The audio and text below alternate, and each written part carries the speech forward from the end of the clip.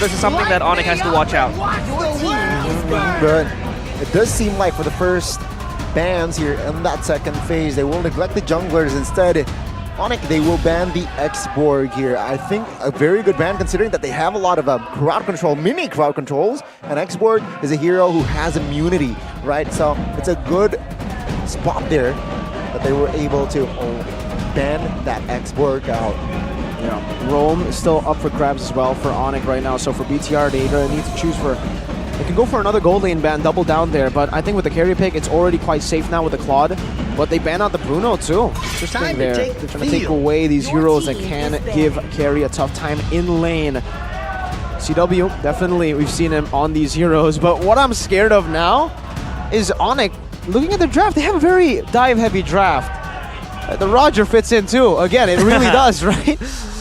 The Roger could be an option, or the Brody, most probably, could also be a choice, but the Fanny will be banned. A big question, of course, in that jungler department. I mean, Martis is still up. You could always use him to counter also the CC from the players of Onic. And this time, it's in Bigetron's court. Do they want to pick the jungler now for themselves? It's a Kai or Martis. I think BTR, they have to pick it up first, right? They have to try to deny Kyrie this Akai pick that could give this team a bit of trouble. If they don't play proper front to back, BTR, they're in for a lot of trouble. But even if they don't go for Akai, Onyx draft with the Akai, I'm not even too sure if it works together, you know? Like everybody wants to go up against, they want to try to dive together, and the Akai kind of pushes everyone back. So yeah, BTR will be the ones to pick it up first. That's the Akai. Now what will Kyrie play? Please. Usually against an Akai, there is a case to be made that a Lancelot might be an option to go for. You want to try all these utility bans for what? For us to go back to utility, man. I'm sad. We were so happy with the three. We were happy. Sheriff. With the Clint as well being picked up. We were happy with the 3 utility bans, but of course they pull out the Martis. And again, it's gonna be a tank and a tank fight in the jungle department. Shout out Chefin, but this is a ballsy pick there. Clint against Akai, against Ruby. You can't really pull off a Purify on a Clint. Yeah, risky pick there for C-dubs on that. But they have the Feramis, right? So the idea is there that they want to just group up together. Now it's either Rome or XP. The Paquito is something that has given Onic trouble, mainly cars on the Paquito. And now it will be the Paquito for Lord JM. Mr. Lordman on his pick. This might be a signature pick. We'll have to see. If he gets this win, then I guess we can say it's the SP of LJM, the signature pick of Lord JM. LJM, the Paquito, but of course, again, two junglers that still signify the utility sphere of the game. So it is going to be very interesting to see how they will able to respond to what Onic did to them. For Bigetron, this is now their game to lose. For sure. Now looking at the draft index, so far the draft index has been accurately predicting the losers, okay? Based on match 1, it was 100% wrong. Game 1, it was 100% wrong with BTR losing despite having the winning index. Now Onic has it in favor. Looking at the draft, honestly, I'll have to come to the execution again, man. Bigetron have the tools, but so do Onic. An opportunity to stop their lose streak right here, right now in game number 2. Or will Bigetron be able to fight back? It's Onic against Bigetron. Welcome to Mobile Legends. Let's say, ladies and gentlemen, will Onic find the clean sweep and end their lose streak run, or will Bigetron force the series on towards a best of 3? Looking at the emblems instantly here, you have to say, nothing too crazy. Concussive Blast from Akai, just trying to clear as fast as possible with the Martis there as well. Impure Rage from Kyrie. Wants to try to sustain as much in these team fights. But still for Q-Boy, it's the QC. No 3 QC start anymore now. But it should be still the same strat. Key getting chunked. Still going to be fine for Key. And he has always been a pesky type of player that will try to disrupt the movements from the players of Onic. But that is always going to be the case for Key. Of course, El Memento trying to fish for something to happen. And now it's the opposite, right? We did see that CW was the one to go Master Assassin on the Roger game 1. Now he actually has the weapon mastery, so the opposite. They went literally the opposite of each other now. Iman with the Master Assassin, and it's CW with the weapon mastery. CW wants to wait for these items. Meanwhile, for Iman, he wants to utilize the solo lane as much as he can. Well, let's see here. First minute. Want to contest the top side, but of course, just to get XP. Yeah, not much action here in the second game if you compare it to first game. It is. Rightly so. I mean, you know, in terms of the draft, of course, we will have to wait for the team fights to happen. Then the action will be provided there. But it was like Bigetron just trying to shadow Lord JM and trying to beat down Lutfi here. Even having to call Sansapon to deliver the backup. CW gets Iman! Oh! CV Heat! Oh! That's raw mechanic right there in first blood. Falls for Iman. Now Bigetron claims the mute as well as he now isolated. Flickers out. That's a win and win. Bot and Turtle. Raw mechanic. Gani mentioned it. It was down to the wire, but it is Iman that will secure the first blood. Against all odds too, level 4 just in time for CW. Got the additional health and the big bomb. But Iman with absolute class takes the win. My god, we rarely get to see the 1v1s in gold lane go to a solo kill. But it seems like with Iman, he just loves it. Lord Jam doing the same thing now to Lutfi that he did to Aran. Still saves the flicker though. And that's yeah, that's another L for trades there. Top side of the map. Bigetron seems to be winning the small trades. Bigetron able to clench finally the laning phase, the early minutes of the game, in which they did not have the opportunity to do so. Lutfi just under pressure here. He's not going to really be online for the first 5 minutes maybe, but he caught up. Now being the front liner, take a look at the knockup. Eternal Guard committed. Netherrealm triggered, and Supercan now will not commit the heavy spin as there you go. Kyrie with a Moral Coil will not be able to escape as Iman secures the gold. Now CW in a 3v1 will find the kill for SK. And and the mid lane will not survive due to Lord JM. It all comes crumbling down for Onic. Bigetron doing what they did to the Yellow Porcupines in game number 1, and now it's Onic on the receiving end. Man, didn't expect it to be this quick. The 2,000 gold lead now for BTR. 4 minutes in, 4-0. You can see a bit of action in game number 1, but man, all the trades going in favor to BTR. This is quite scary right now for Onic, knowing that the Clint does super well when you are ahead, but when you fall behind, it's quite tough. And we did see that in the last team fight as well. Every time that Onic aren't able to play full neutral, full front to back, they suffer from it. The Clint especially, and Iman wants to go for another 1v1 there in the bottom lane. Here now, second mute. Onic, Kyrie, and Superken.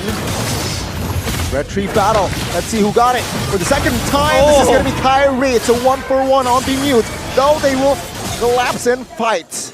But Bigetron says otherwise. They could collect this with a sigh of relief, of course, having been able to get that neutral objective.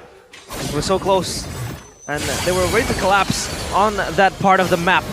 So Onic, of course, looking to stabilize everything, but CW feels like he's falling behind the items here, Mirko. Yep.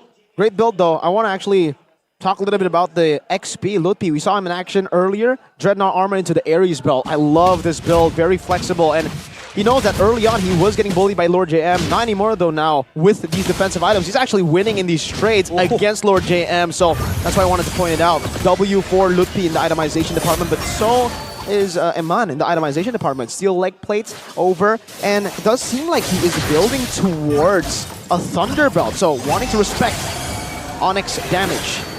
Heavy spin, invested, pull though. Sans flickers out of that Eternal Guard. Now Netherrealm though will be committed as they are not going to re-engage.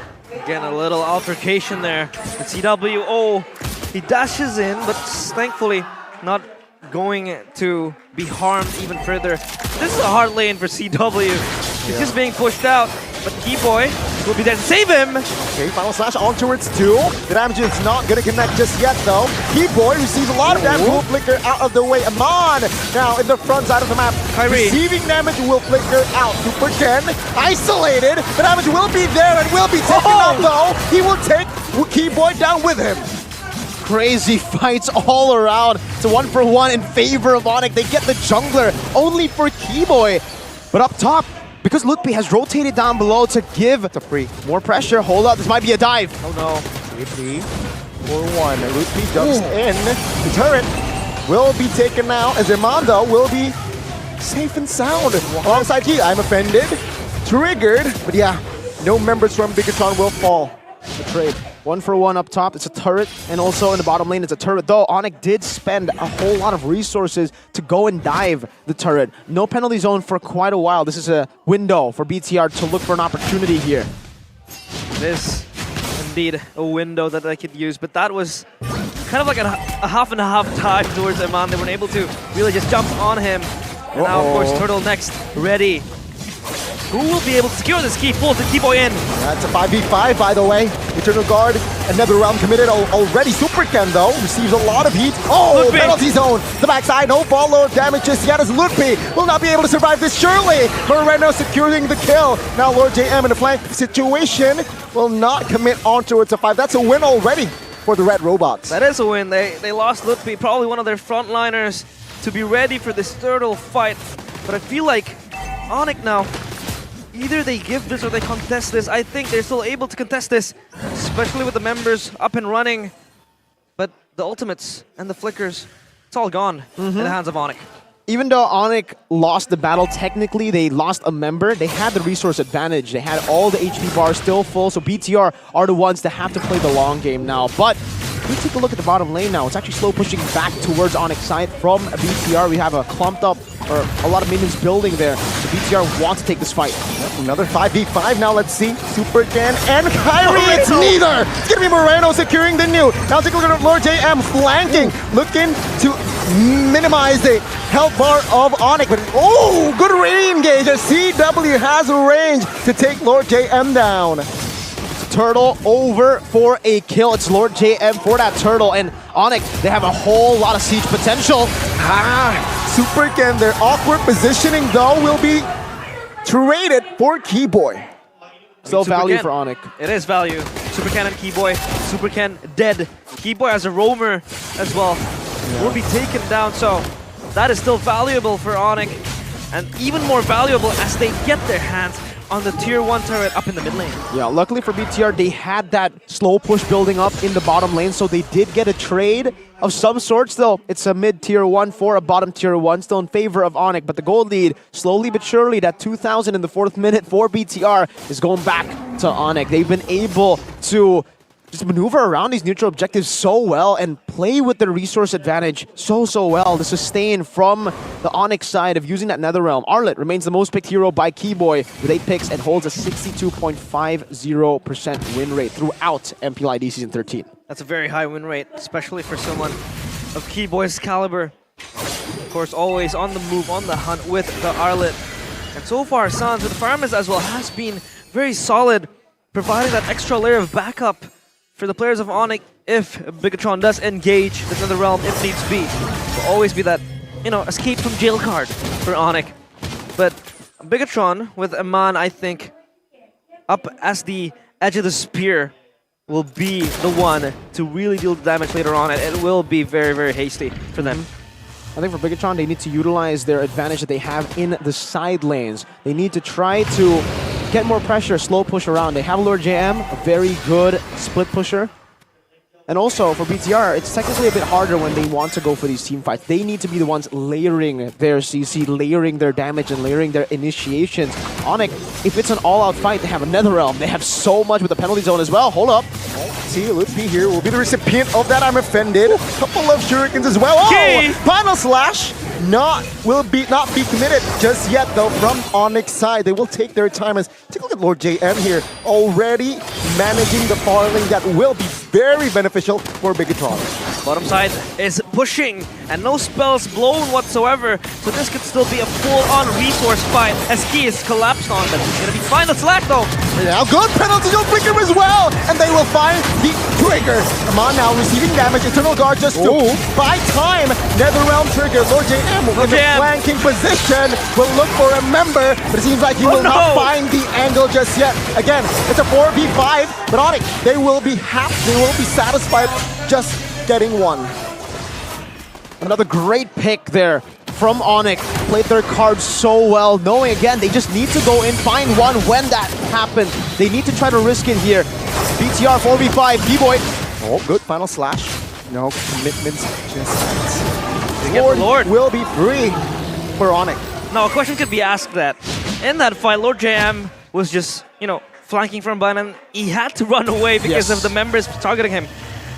Could he just have pushed the bottom lane? I think that could be much better in that scenario, no? He could. I think he could have gone for the turret, but I think the call for BTR was to fight it out. They thought they would be able to fight it out, and it did look very promising until Onic corralled around CW again. So I would just have to give props to Onic there. Great forced error by them as they pushed the tempo. When BTR were trying to play the macro game split push, Onic are decisive. That's what you need to do. That's what you need to have, that decisive mentality when an enemy has the macro advantage over you. Push on the tempo, try to look for a fight with the man advantage, and that they were able to do. 2 times, Keyboy was able to get the final slash on Key, and so now we just have to really talk about Key. He needs to position himself better. Sure, he is the frontliner, he is the one that needs to open up the map, but he needs to be more careful when there is someone like the Paquito down below already doing work. Like you said, they could have gone for that split push, so there is no rush for BTR. They could have taken it slow. Slow could be the name of the game, but you know, all things considered, I think Lord JM was at least putting pressure in that bottom lane. Onic could have, you know, been the victims of what Cars did last week to them. But at least Onic now has been able to slow down all the lead, and the Bigetron looking to collapse on something. Nothing will happen though. Thankfully, Lutfi was able to read that engage. The Flicker is out to safety easily. Let's take a look at the items though now. It is still Iman who is in the lead. He got that Thunderbelt, and now already with the 3-item Power Spike, Corrosion, the Bonus Staff, and the VHS. Same goes for CW though, even though he's behind in gold. Oh my god, penalty zone on towards 2. Good knock up there by Moreno. But yeah, no commitments more there. 5v5 remains. Yeah, nothing to fight for. So back to the point, CW, yeah, he does damage. To put it simply, he does a whole lot of damage already now, and he's building towards a BOD. So when that happens, even these frontliners will be melting down. It's Heptasis plus Melfic Roar, so a whole lot of penetration on top of BOD and the Endless that he has. Meanwhile, for Iman, and I would say, for the Clint, easier way to deal damage. Oh, Flicker this time! Punished with the heavy spin committed. It's a 5v4, 25 seconds to the next Lord. Oh, that might be a mistake there from Onic. No Netherrealm too. Yeah, that could be a mistake as well. Lutfi was, I don't know, he's probably unaware of the players of Bigetron. He was hiding in that bush, so at least that's a net advantage for Bigetron. And if you take a look at it retrospectively, I think Onic, their engages has been on point. You know, the final slash followed up with the penalty zone. It has proven to always be able to catch the players of Bigetron in those, you know, engage tools. And if they could keep up with this, it could be very, very crazy for Onic. But oh, here they come. Committing again. Final slash just on towards the Lord though of that Eternal Guard. Yeah.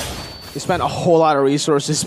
Super Ken now has the heavy spin, but Key, no I'm offended. Moreno, no Eternal Guard, and Iman also no ult. Still slow push in the bottom lane though for BTR. They have this advantage. So BTR, again, in no rush. It's Onic's turn to be decisive, to look for these team fights. BTR can play the long game with the macro advantage, with the wave manipulation advantage that they have. Mid lane as well, Lord Jam is being sent out to do a whole lot of things, creating slow pushes in the bottom lane, clearing out the mid lane shove by Onic as well. But for BTR, they need to always remember that they have to be the ones holding the Lord. If Onic somehow hold the Lord and force a 5v4, it could be disastrous for them. Bigetron, they do have the higher bargaining power in terms of the prio that they have. You know, the side lanes are pushing. Lord JM tasked to always harness the waves that are pushing slowly towards the base. Yeah, and going Onic for has it. to respond.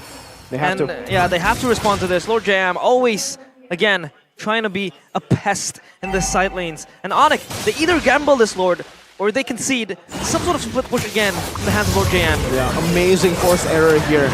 And this has actually created a little bit of a window where they can initiate. Clint is bottom. Oh my god, Keyboy forced to use the flicker. Kyrie jumps in to provide vision as well. Good pay! Oh! Flicker penalty zone! Shots? Finding two! Good pull! Another round! The wombo combo connects! Moreno first to fall alongside Super Ken. Lord JM though will damage control, find one! And Keyboy as well. It's a 2 for 2 at the end of the day. Again, a stalemate in which they are able to trade it back 2v2. But oh, Sam's getting caught up. Oh, the attack speed will... Oh my god, Sans! Gila Sans! With the timing on the Winter Truncheon. And Iman will not be able to secure that kill. Yeah, it clears out the mid lane though, and Onic are still going for this. BTR can actually retaliate. They can actually look for a fight here. Onic don't have the resources, and Sans doesn't even have the nether realm. Let's see though, Kyrie. Oh no! Retribution. No! Iman! And Lord JM will secure CW. the objective. Though, CW will find the shutdown and the double. Wow! CW going immensely, still chasing down Lord JM. He has to run away, Wow. but still, CW at least closes the wound that could have spread even bigger for Onic. But still, they lose the Lord. They lose that fight. But Eman Enki has to go down in that process. What a high-level game, man. I'm so happy to see this in MPLID. BTR versus Onic in game number 2, 17 minutes in. The Lord taken by Lord JM. The knockout to the Lord. And we have to take a look at the items again. That win in nature buy, but unfortunately for Iman, he did not tap it. I think he wasn't sure that CW would go for the chase. I think he thought that Onic would actually just disengage, and Supercan needs to be careful here. They did get the Lord, but they have no members to escort it. So it will be Onic who actually get the advantage on the Lord. It will be a bad Lord advantage for BTR. Still though, the fact that they were able to get it stops Onic from sieging down their base even more. So BTR can still look for the advantage that they had earlier, which is that wave push, the macro, with Lord JM pushing in the side lanes. Onic slowly getting their grip on this game, able to neutralize the threat of that Lord, and now the gold lead even swings in their favor. The side lanes though still a problem to be addressed. They have to send either CW or Ludpi maybe to deal with it, and when that happens, that is when Bigetron will collapse in a 4v5, but he again... Oh, engaged on, but will disengage calmly. Meanwhile, Lord JM bottom side will be Cars 2.0, harassing that far lane, abusing that Terizla pick that will not help Onic. Yeah. Oh no, they got a catch! Oh my lord! Oh! Kyrie! That was a good response there by Bigetron. The built-up frustration of that bottom wave. You can see the desperation even from Ludpi, because it was still the Lord buffed minions. It was going to get taken down. He had to throw in that penalty zone, and Kyrie was left alone. These forced errors constantly by BTR, and now they are seeking or wreaking the advantages now for that kill onto Kyrie. Turret in the mid lane, tier 2, taken away, 19 minutes. That kill was uncalled for, but still they were able to at least get that. And a Lord JM again in the side lanes. This could be the needle in the haystack. And Onic, they have to be able to always respond to this. Bigetron, they always, have the ability to see through that. When the side lanes get pushing, when Lord JM is doing his own thing, they're able to get an angle to jump into the players of Onic, and that is where uproar happens, pandemonium in the team fights. So they have to be able to at least calm this down, and now the gold lead swings, slightly to Bigetron. JM cancelled it. Oh my god, that's a good macro, and that's a good setup. That's a free kill again while the Lord is up. Yeah, he cancelled that recall, man, and he will be punished for it. Punishment indeed. Lord JM was close to getting home to base, but now Supercan, he will try to disrupt this Lord Key with a pull. Oh, cancel! Ruggen by Sans just to buy more time and resources there. What the heck? Sans Gila again denying that pull. With the winner truncheon, the Lord is low. Kyrie, his hands is in this. Lord Retribution, who will grab it? It will be Kyrie! And they will collapse. Final Slash contested. Super Gan loses his mortality and will lose his life as well. He will be down for 50. What an incredible layer of team fights and mechanical duels we saw there, man. The Winter Truncheon from Gila Sans, right as the I'm Offended gets used up. Now Iman selling the boots, getting the Melfic Roar.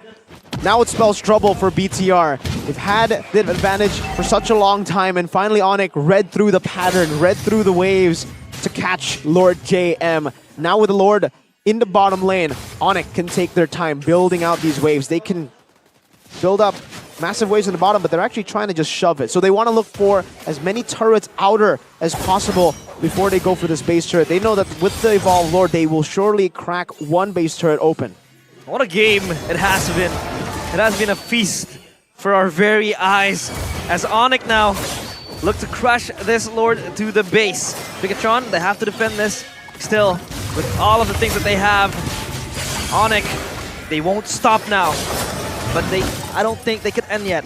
Not now, but maybe when a moment happens. That is where they can pound the tier 1 turret. Oh, what a jump! Flash onto it still. There you go. The damage though, actually, What? will shut CW down. And Onic, they're running for the hills as Bigetron. They smell blood. They want more blood. And Moreno finds the mark. Onic though will have members to buy time. Lutpi will lose his mortality, but surely he will fall in the hands of Iman. Sans now again trying to find the mark, but Flicker is there and he will survive. Bigetron hold the line as Sans. He doesn't give a damn about what Bigetron has done to Onic. He is still in this, and he's still confident that Onic will be able to win this. Because it's still a net positive for Onic. They got two base turrets, the two base turrets in the side lane, the most valuable base turrets. Now with super minions pushing in these lanes, BTR will struggle to use their advantage. That's why they're going for the desperate move. They might just be going for the end. Oh no. Can they clear? Keyboy caught in the heavy spin. The damage though will come through. Never around to buy time, but Keyboy will lose his immortality. Now the mid side is very vulnerable. Keyboy will fall first. Now Bigetron, they will not be greedy, as he will keep his immortality intact. Oh, what a strange chain of events. An insane one at that. Keyboy had to fall down in that siege. But thankfully, CW was up in time to really just put up, to keep up with the players of Bigetron and dish out the damage needed for them to scamper away from the base. In any other circumstance, I would say that actually going for the turret would have been more valuable, but look at the timer for the Lord. It's up already in Keyboy. The death timer is still 30 seconds away. So BTR, because they focused down Keyboy, now they've staggered these death timers and they can actually look for the tempo around the Lord. They can play around it with Lord JM and up top, clearing it out already. 5v4 man down, another round triggered early. No, penalty zone here. Damage not connected just yet. He will lose his immortality though. But yeah, the Lord here, 8,000 HP. Oh, Kyrie is in that Lord, but Super Ken will find the retribution.